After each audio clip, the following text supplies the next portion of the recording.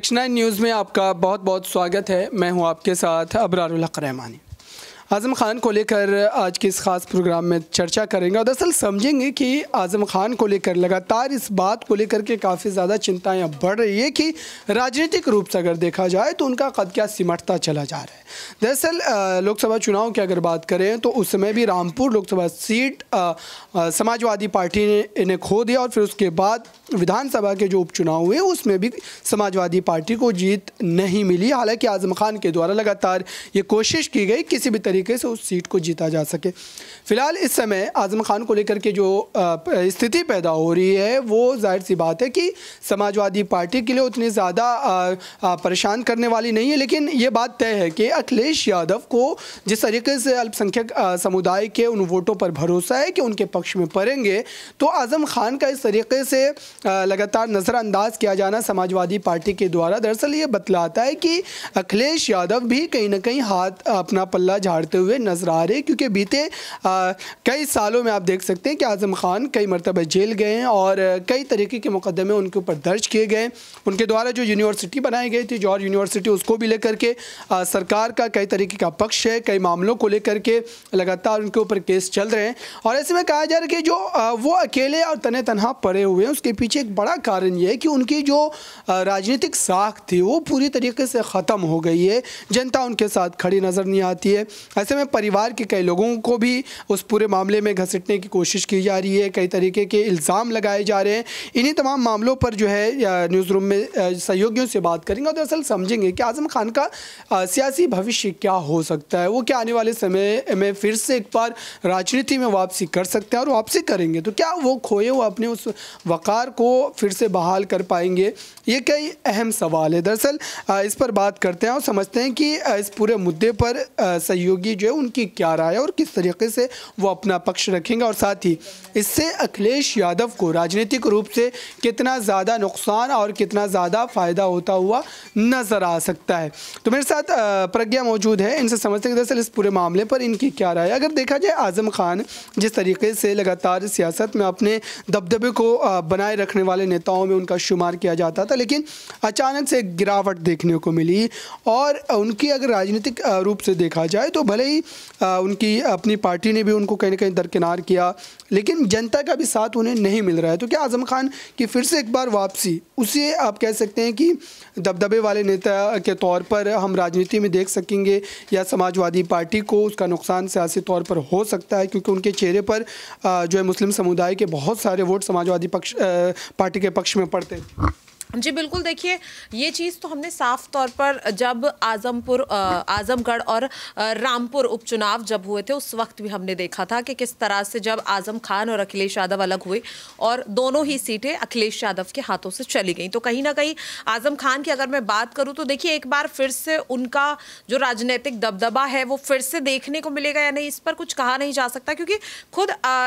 दिखाई दे रहा है कि आज़म खान भी कहीं ना कहीं अब उनमें भी वो कह सकते हैं की पर्सनैलिटी वो कहीं ना कहीं धीरे धीरे दबती हुई दिखाई दे रही है जब से अखिलेश यादव और उनके बीच दरार आई है। क्योंकि कहीं ना कहीं पहले एक वक्त था जब कहा जाता था कि शिवपाल यादव, मुलायम सिंह यादव और इनकी एक तिकड़ी मानी जाती थी जो उत्तर प्रदेश पर राज करती थी, लेकिन जब से ये तीनों अलग हुए कहीं ना कहीं तीनों ही कमजोर होते हुए दिखाई दिए, चाहे शिवपाल यादव हो, मुलायम सिंह यादव हो या फिर अब यहाँ पर अगर मैं बात करूँ आज़म खान की। और आज़म खान जब से समाजवादी पार्टी से धीरे धीरे अलग हुए कहीं ना कहीं उनकी निजी जिंदगी भी उसके लिए कह सकते हैं कि जिम्मेदार है, क्योंकि कहीं ना कहीं उनका नाम जिस तरह से कई केसों में आ चुका है, गिरफ्तारी तक उनकी हो चुकी है, तो कहीं ना कहीं एक बार फिर से उनका वो दबदबा देखना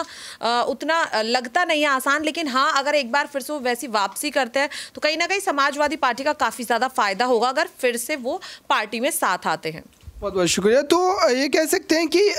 राजनीतिक जानकारों के अगर मुताबिक समझने की कोशिश करें तो ये बात तय है कि आज़म खान का फिर से सियासी तौर पर उसी तरीके से मजबूती जो देखने को नहीं मिल सकती, लेकिन ये बात तय है कि समाजवादी पार्टी को राजनीतिक रूप से इसका काफ़ी ज़्यादा नुकसान उठाना पड़ सकता है। मेरे साथ कपिल मौजूद हैं, इनसे समझते हैं कि दरअसल इस वक्त चुनाव को लेकर के ख़ास तौर से बात करें तो आज़म खान के समाजवादी पार्टी में नहीं रहने की वजह से, क्योंकि नहीं रहना ही माना जाएगा, क्योंकि पार्टी में जिस तरीके से उनको जिम्मेदारियाँ मिलनी चाहिए तो वो नहीं देखने को मिल रही। हालाँकि वो खुल करके इस पूरे मुद्दे पर नहीं बोलते, लेकिन ये बात तय है कि जब वो जेल में मौजूद थे उस समय जिस तरीके से उनका रवैया देखने को मिलता था, ये दर्शाता था कि अखिलेश यादव से एक खटास, एक खाई ज़रूर रिश्तों में पैदा हुई। तो ऐसे में क्या अखिलेश यादव जानबूझ करके उनको नज़रअंदाज कर रहे हैं या फिर उसके पीछे कोई और बड़ी वजह है, क्योंकि मुलायम सिंह यादव से काफ़ी बेहतर रिश्ते थे? देखिए, माना जा सकता है कि अखिलेश यादव जो है वो जानबूझकर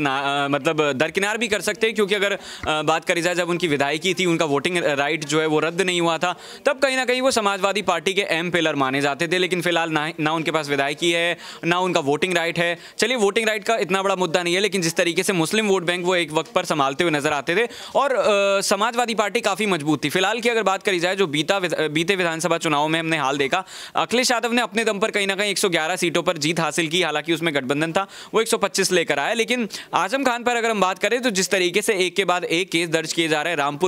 रामपुर में अगर कोर्ट की बात करी जाए तो वहां पर 6 लगभग केस दर्ज है और उन्होंने कहा है कि निचली अदालत से मुझे बिल्कुल उम्मीद नहीं है कि इंसाफ मिल पाएगा। हाई कोर्ट वो जाना चाहते हैं। हालांकि वो उनका एक पर्सनल मुद्दा है कि उनका बिलीफ वहां पर नहीं है। लेकिन अगर बात करी जाए अखिलेश यादव की, तो साफ तौर पर जिस तरीके से जब वो जेल गए या बीमार हुए, तब उतनी एक्टिविटी नहीं दिखाई दी अखिलेश यादव की तरफ से, ना ही बयान जारी किए गए, ना ही वो मिलने गए। तो ये साफ तौर पर दिखाता है कि जो